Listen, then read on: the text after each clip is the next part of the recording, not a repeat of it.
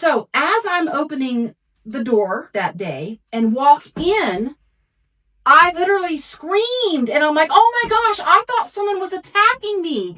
And I literally kind of put my arm back to not let the buyers come in because I thought I was getting attacked.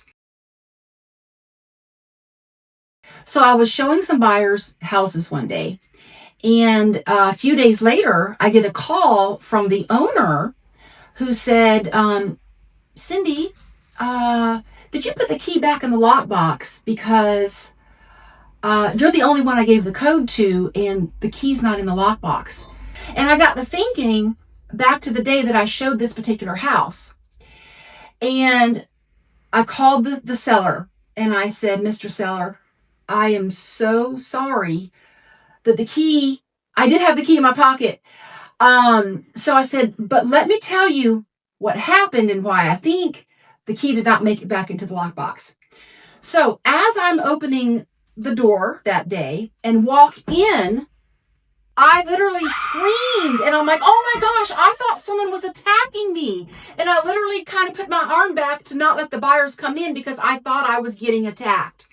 And what I had to tell the seller was, what took me a few seconds to collect myself was I realized, first of all, the house was pitch black. All of the curtains, the blackout curtains were shut. There was no lights on in the house whatsoever. And what it was the security iPad on the wall right in front of the door had some flashing lights and was saying in a robotic voice, front door open, front door open. I thought someone was coming at me, attacking me with a flashlight. That's what I thought was like a strobe light. So I was so rattled from that it took me a while I immediately went outside because I thought I had gotten attacked. I told the buyers, y'all go look at the house. I'll be right here when you get finished. Well, the buyers came out pretty quickly because they're like, this house reeks of dog smell.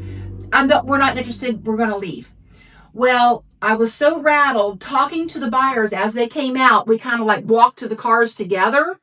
I thought I had put the key back in the lockbox. So I'm telling this story to the seller to say, here's what happened. I'm so sorry. I did go put the key back in the lockbox and let him know. But that's what happened. I got rattled thinking someone was attacking me and inadvertently did not put the key back in the lockbox. Went all the way home with the key in my pocket.